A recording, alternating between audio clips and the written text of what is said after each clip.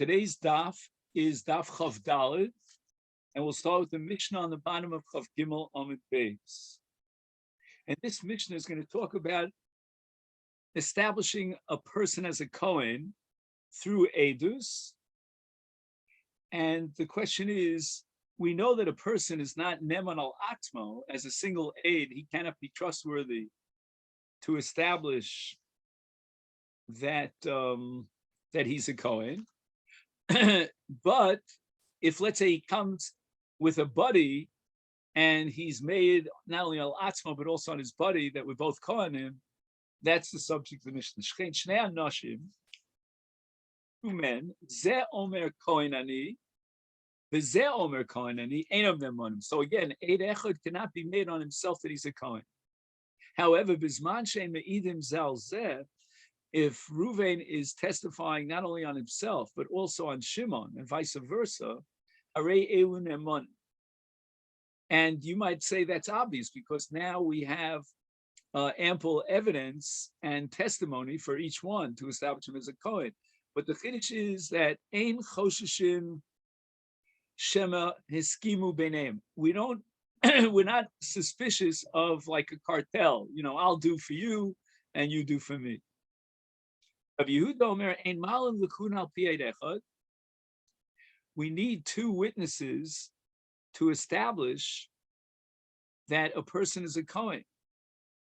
Well, in this last case that we had, we only really have one witness for each Kohen, and that's not sufficient. And therefore, according to Rabbi Yehuda, we will not allow this person to, for example, eat truma. And if he's a zar, a non-Kohen, then achilus truma is misa b'dei shamayim. It's a very severe violation. So for that, we need two witnesses, according to Rabbi Yehuda.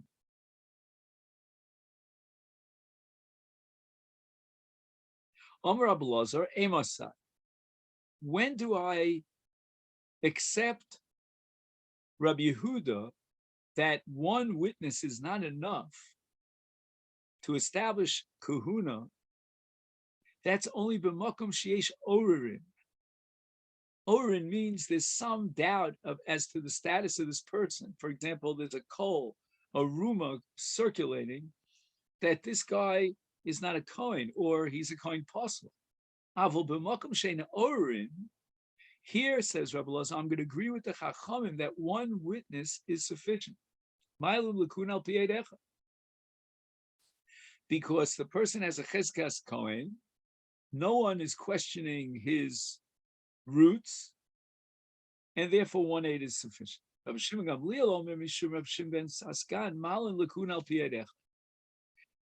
that Rabbi Shimon ben Gamliel is repeating what we just said, that one aid is sufficient, either according to the Tanakama or according to Rabbi Lazar in the case where there's no Orerin.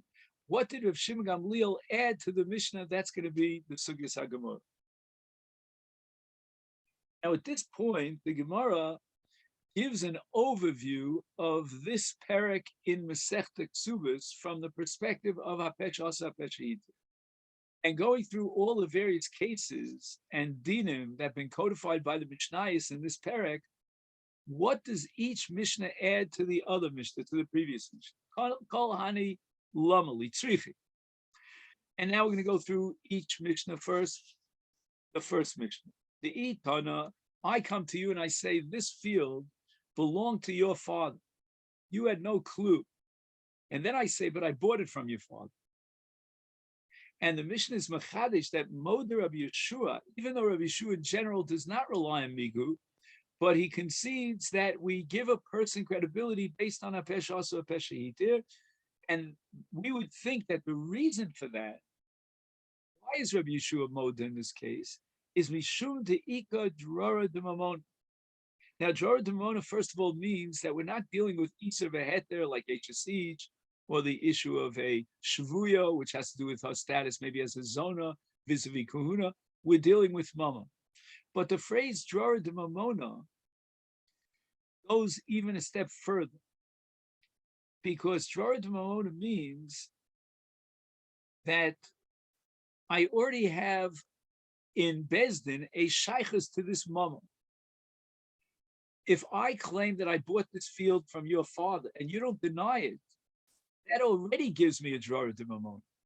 The very fact that you don't know, you didn't get any documents or legacy from your father that this karka belonged to him, and therefore the Yorish inherits. So the drara de mamona here can be understood in two ways. On the one hand, drara de mamona means that the claimant, the machzik, has a drara de mamona because the defendant, or no, actually we call him the plaintiff, right? He's not claiming anything. He doesn't know that this field belongs.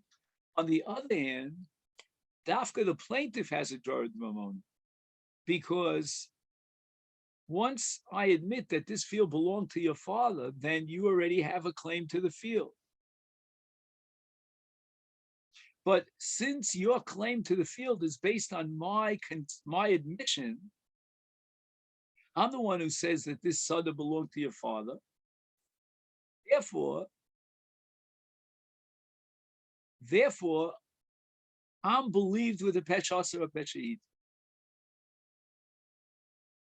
Aval edim. Now we get to the case of the Mishnah Daf Yud Ches, where witnesses are called upon to verify their signatures, and they say, "Anusim ayinu, tanim ayinu, p'tuliyedus ayinu." We were disqualified when we signed the shtar. In that case, leka drara de mamona, the edim are not claiming any moment for themselves. They're testifying in a court case between the malva and the lover, and in this case, they are siding with the lover to disqualify the shtar. But they have no tzad mama, and therefore that doesn't give them a solid nemonus of peshas or peshiter malo. So therefore, the Mishnah had to add this case of Edim to teach me that even in the absence of drara de mamona, there still is a credibility that's based on peshas or peshiter. And what is the nemonus of peshas or peshiter? It is that ksav yadenu zeh, and then they say, well, anusim ayinu. You know what? Maybe after they said ksav yadenu zeh, and they realized that now the malva is going to collect with the shtar, maybe they had a change of heart, and they quickly decided, hey, we got to get rid of the shtar, otherwise the malva is going to collect illegally from the shtar. So they came up and drummed up this argument of anusim ayinu, and the chiddush of the Mishnah is no, that the power of peshasa peshita is so great that they are believed, and we assume that what they started with the peshasa, and they said ksav yadenu, that they meant from the get-go, it was their intention to complete with a peshahitir by saying anusim hayim. The itana edim, if the Mishnah would only have the case of peshasa peshahitir in the case of edim, mishum dili alma, aval iul nafshe ema lo. In the case of the Edim, they can be seen as objective. They're third party. They're not any of the two parties that are involved in a litigation over money.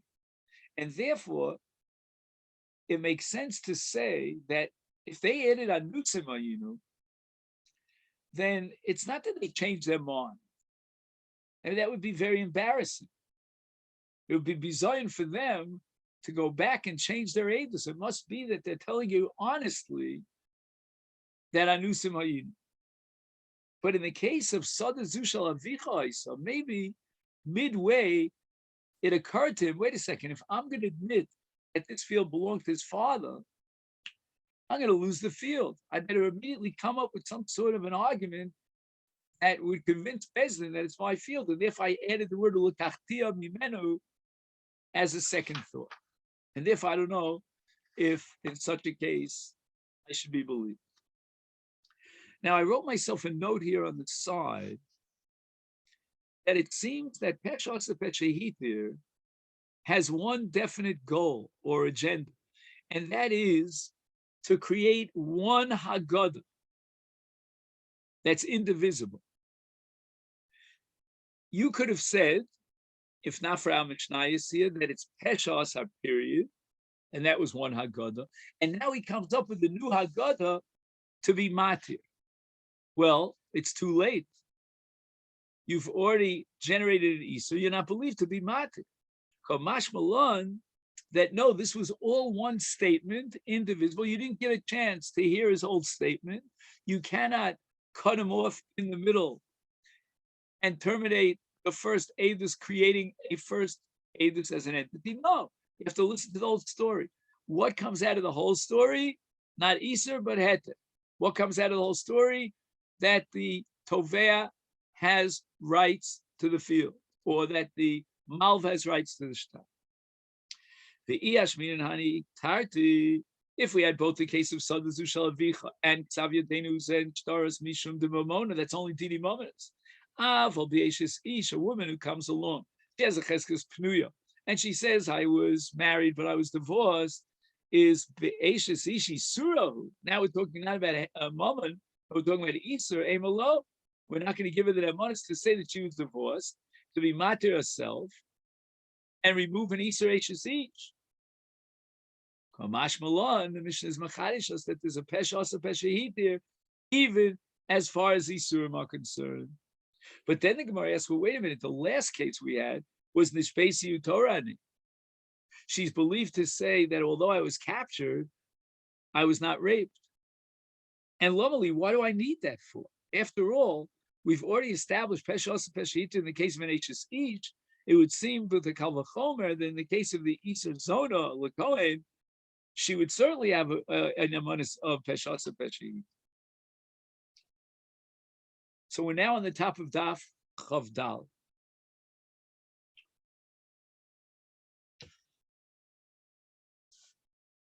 Now the Gemara says the following: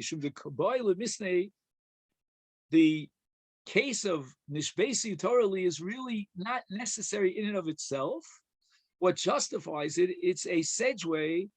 It's an introduction to the next part of the Mishnah, and that is the Mishnah.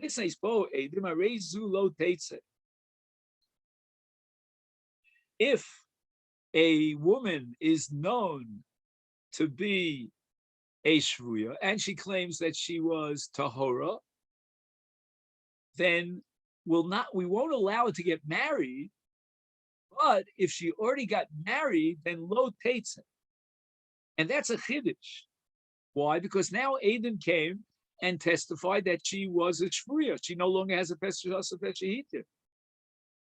But the answer is, since Bezdin gave her a heter to get married at the point where she had a pesachita prior to the arrival of the Adim, therefore lo teitze me'atera harishon, and therefore we're not going to take her out of the marriage that she married.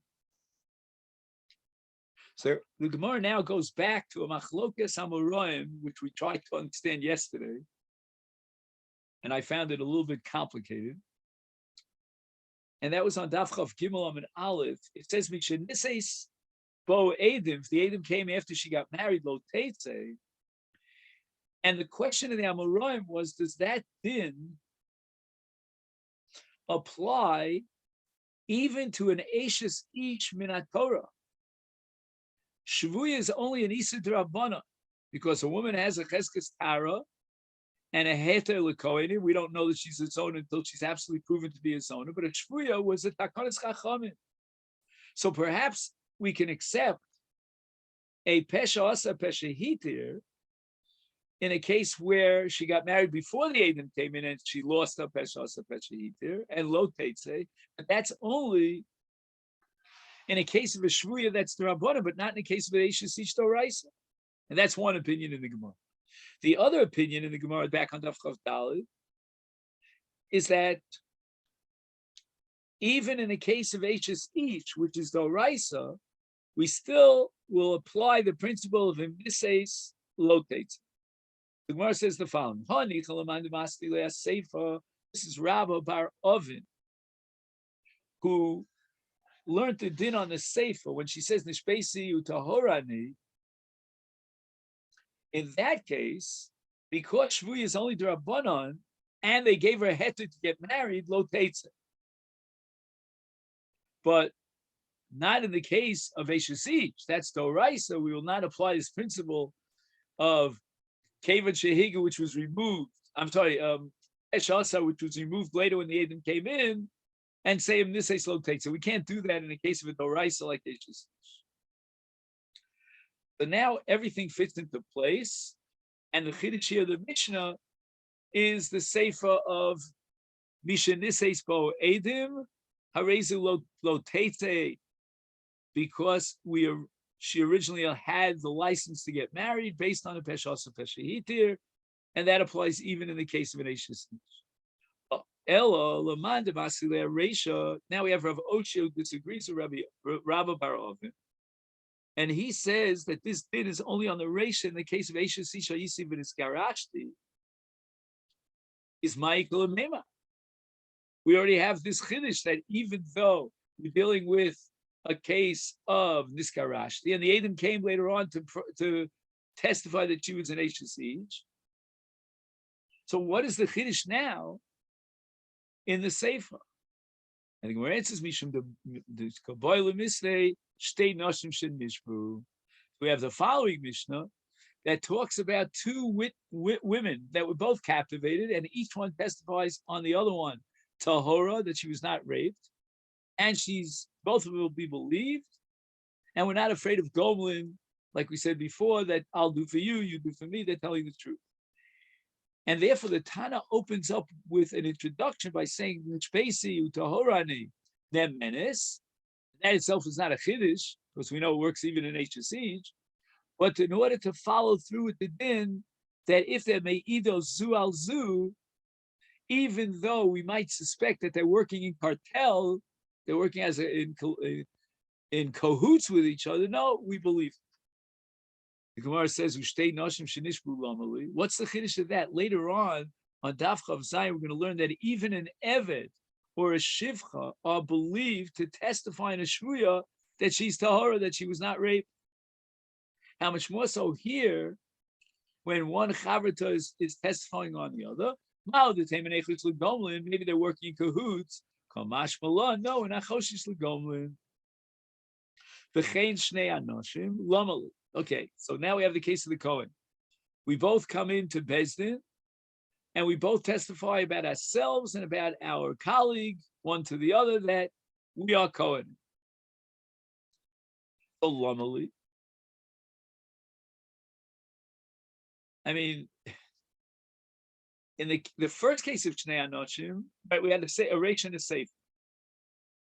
In the Reisha, each one is testifying on himself, and he's not believed. But so the Gemara asks Pshita, and the answer is that you're right. If this Kohen says Hani Kohen and this Kohen says Hani Kohen, that's Pshita. But Mishum the Kaboy Misnei, in the Sefer, again, it's a segue to the Sefer. Plukta de Rabbi Yehuda v'Rabbanan.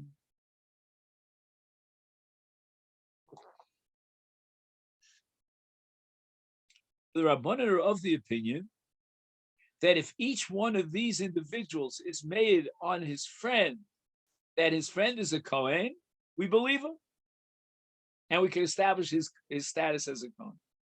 And Rabbi Yehuda disagrees. He holds we're not going to believe them because they're working in cahoots. We learned to the Brisa, Ni Kohen v'chaveri Kohen. Nemon lachilu b'truma v'eino nemon lasio isha. Gemara wants to differentiate and subdivide the concept of kahuna into two subcategories. There's achilas truma, and this kashrus lekal ulekahuna.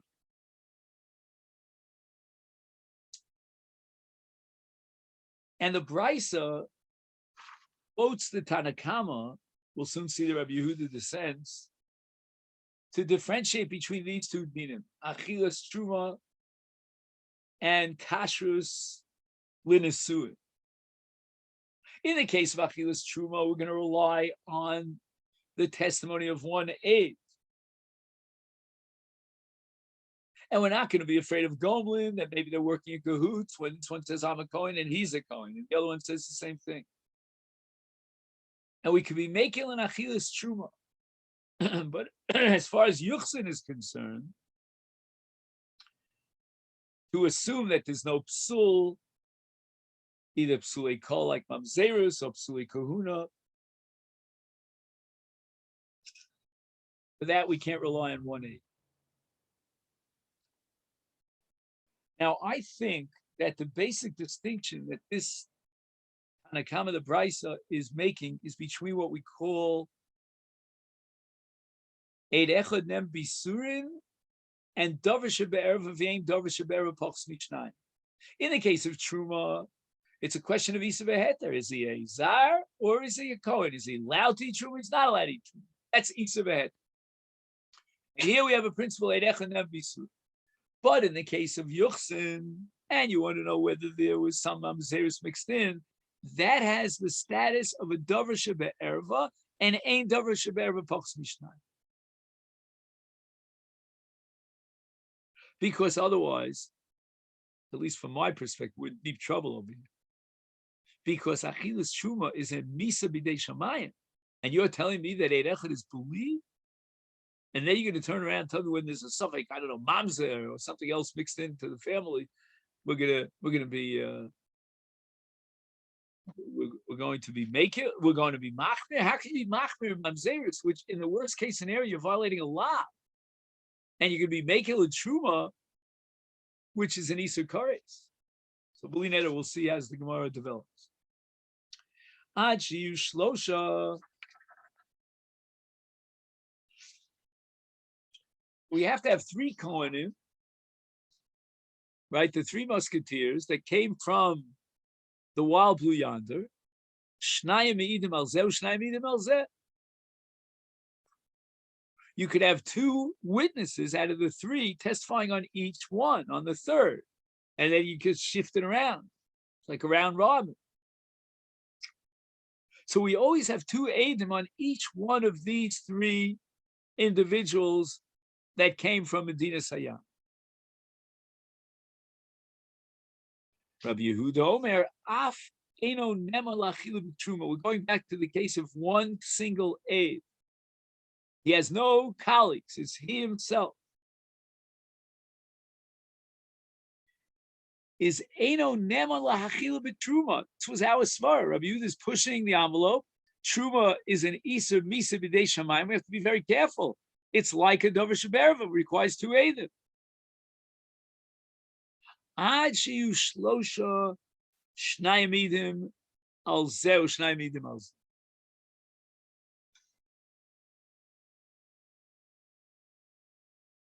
The only way that you could establish his status as a Kohen to allow him to eat Truma is if we have that trio, the 3 musketeers, and we have 2 testifying on the third, and so forth and so on. That means that Rabbi Yehuda upgrades the status of Achilas Truma to a Davar Shebe'erva. You're dealing with the same Kohen and a Kohen kosher. To allow him to eat Truma, then you need 2 eidim. So the Gemara asks Lameimer to Rabbi Yehuda Chayish L'Gomlin. Is it possible that the way you're understanding Rabbi Yehuda, in a case where it's 1 aid and 1 aid, and each one testifies on the other one, we don't believe him because he's choshesh l'gomlin, that maybe they made up one with the other. It's a great deal. I'll testify on your behalf, you testify, why wash yours? Rabbanan lo chayshina l'gomlin. The Rabbanan say we're not choshesh l'gomlin. Take each aid separately, interrogate him, accept his aidus. In fact, you don't have to worry about gomlin. Where do we see halacha of chayshina l'gomlin? Is there any source for that? So now the Gemara is going to go through a very long proof to show that it seems that there's a contradiction vis-a-vis this issue of Gomlin between 2 brisos. The brisa that we said before that transmits Rabbi Yehuda as the one who's choshesh Gomlin, the Chacham not. And now we're going to learn a brisa that has it just the opposite. And it's going to be Rabbi Yehuda's not choshesh l'gomlin, the Chachamim are. And the discussion is about the issue of Teva.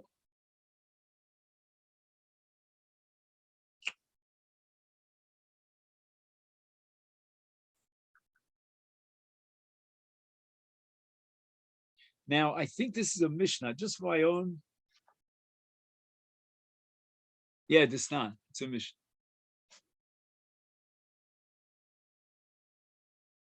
Chamorim. Chamorim are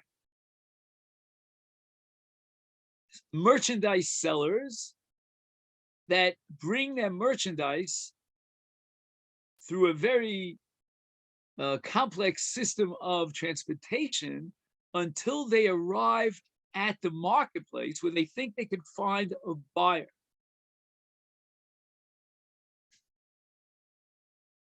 And why they called chamorim? Because in those days, the sellers of merchandise used to transport their merchandise over the donkeys. Nichnasu le'ir.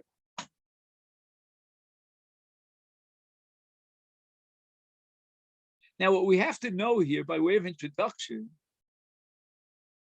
is the difference between a ma'aretz and a chaver. A chaver is trustworthy, even if we didn't hear it explicitly from his mouth. We assume that his tvua is already mu'usar, but not in the case of an amoritz. And the entire takon of Dmai is based on the amoritz, who's not trustworthy, and we cannot assume that he was mafresh masa.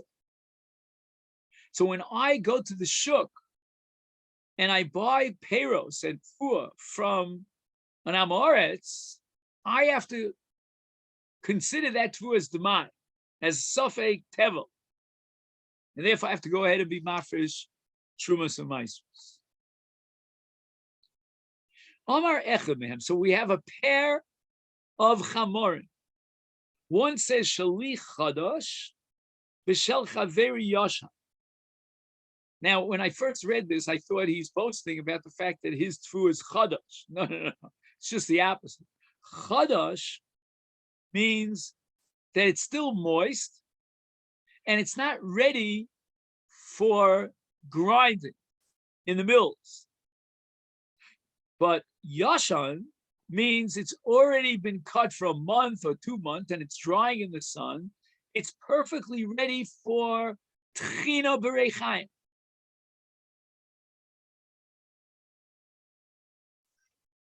Now we have another case.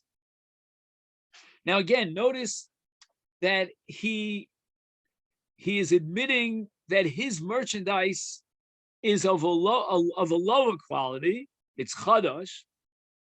It's worth less on the market, but he's testifying about his friend, that his friend is holding on to Yosh. Now we have another case, exactly similar, but now in Isa Behet. Shali Eina Masukan. I have to admit that I was not mafresh trumas and maisros from my tfua, but Shel Chaveri Masukan. The tfua of my friend is already after Afrasha and it's mut.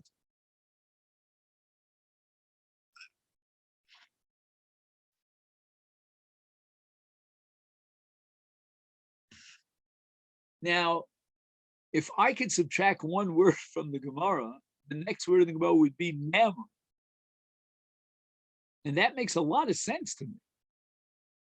The man is admitting that his own tfua is inferior.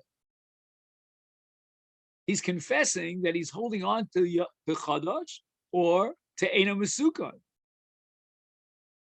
We should certainly respect his integrity when he says about his friend that his friend is holding on to tfua, which is already Mesukan.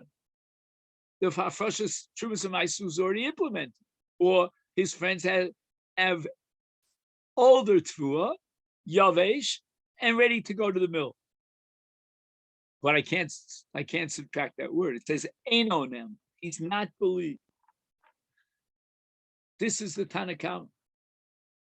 Why? Because Chayshina L'Gomer. He says, look, my friend, come with me. I'm going to downgrade my tefua and upgrade your tefua. And we're going to get to the next town over. Right? My father came from Plisa. Next town over was Germanovich. So when we get to Germanovich, then you'll say about my tefua that it's better quality, it's already Yavesh or it's Mesukan. And you'll admit about yours, etc., etc. So this is the sharp way that people did business, but swindling. And therefore, the Tanakhama says, we cannot believe you. It's exactly the opposite of what we established about Eid Echad, who comes in and testify that my friend is a Kohen. And the Chacham say, we believe him. And we're not Choshish L'Gomer. But here, we're Choshish L'Gomer. Rabbi Yehuda Omer Neman. We're not Choshish L'Gomer. So everything is upside down. We're going to apply the old principle of Mukhlef Hashita. We're going to change the girsa in the Brisa. And that's because we respect the Mishnah and its transmission is more reliable. And we're not going to change and tamper with the Mishnah. And in the Brisa, we're going to say that Rabbi Yehuda was the one who says, Neman. That when he testifies about his friend, that he's a Kohen, we could be Machil, his friend Truma, and we're not Choshish L'Gomer. The Rabbanan disagree. They hold that we need two solid, independent Eidim because we're Choshish L'Gomer. So it's Mukhlefes Hashit.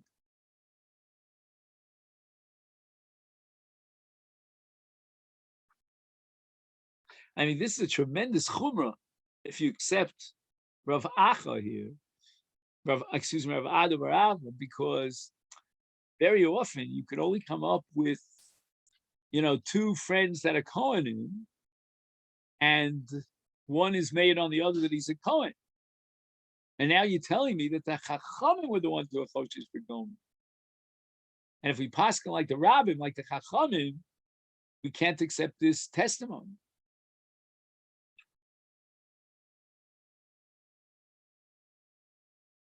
Okay, in the other case, we had a discussion about the value of the tefua, the market value. Is it yashan? Is it chadash? Okay, there, it's not so tragic if you want to say chayshina l'gomlin. So don't buy this schor until you're absolutely convinced that's yashan, that it's yashan. Send it to a lab. I don't know. But the real repercussions of this Gemara are in terms of establishing a person's status. I don't have to go that far. I'm not so desperate that I have to implement the svara of Anger and Cheetahs. We're going to go back to our original assumption from the Brisa that Rabbi Yehuda is Choshish L'Gomer and Rabbanan are not. Rabbi Yehuda says in the Mishnah L'Gabe D'mai that he's neman to testify at his friend, that his friend is Mesukan, and we're not being Choshish L'Gomer. B'D'mai hi kilu sherov ha'me'oretz mas. What is D'mai? As we said earlier, D'mai is purchased from an Amoretz, and we're afraid he wasn't Mafresh Chumas and Maisus. But Rov Amoretz are Ma'asm. So we're being Choshesh for the Miut. That's already a rabbinic Chumrah. And when it comes to a rabbinic Chumrah, Rabbi Yehuda is going to say that Ruvain is neman to say that Shimon was ma'aser and his tefua is misukenes. But in all the other cases, when we exit the strict, restricted domain of D'mai, then Rabbi Yehuda is going to be Choshesh L'Gomer. Dealing with Truma, we're dealing with Yuchsin. And here, Rabbi Yehuda is going to say, Chayshina L'gom. Can't trust one aid.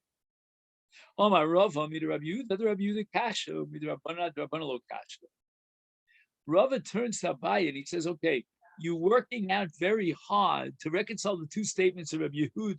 Rabbi Yehuda, in the case of Tmai, he believes the testimony of one aid on his friend, that is, whereas in the case of Cohen, Rabbi Yehuda is not willing to rely on one aid.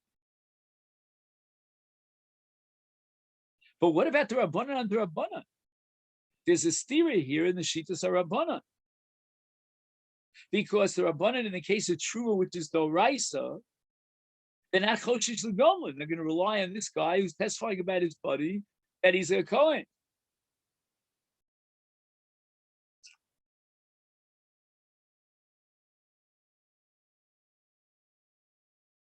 And yet, in the case of Dmai, the Rabbanan say we're Choshish L'Gomlin, right? Eino Nema. So now we're going to have a very interesting phenomenon. It's a little bit rare. After Rava slugs up Abaye by saying, Abaye, you only went a half-baked answer because you're only reconciling Rabbi Yehuda, you haven't told me a thing about Rabbanan. Rava now himself is going to offer to supplement Abaye and based on the principles of Abaye to reconcile the stira in the Rabbanan. Ella. So first Rava reiterates what Abaye said. The Rabbi Yehuda lo kasha kidim shaninon. Just as Abaye answered that in the case of Tmai, they would make it. And they were not choshish l'gomlin. Drabana lo kasha? Very nice, Abaye, that you answered the question about reconciling the two statements of Rabbi Yehuda. How are you going to reconcile the statements, the positions of the Rabbana? And now the Gemara invokes, Rava quotes, Kidoma Rav Chama Bar Ukva Bisheklium Naso Biyot. Let's see if we can figure this out. What we have here is a question of Tuma Vitara when a Kli, a vessel, is assumed to be tar, but it was left in a place where it's exposed to other people. And we don't know if these other people are Tmeim, and they might be Mitami the Kli, or not. And we're going to answer this question based on a principle called Kli Naso Biyad. Now, what Kli Naso Biyado is going to prove is that this individual designated his Tvua for sale on the open market. Because, as we'll see on Daf Chav Daled Amud Beis, if he was not interested in selling it, then why is he bringing his kliyumnis? The kliyumnis are there to clinch the mechira, the sale.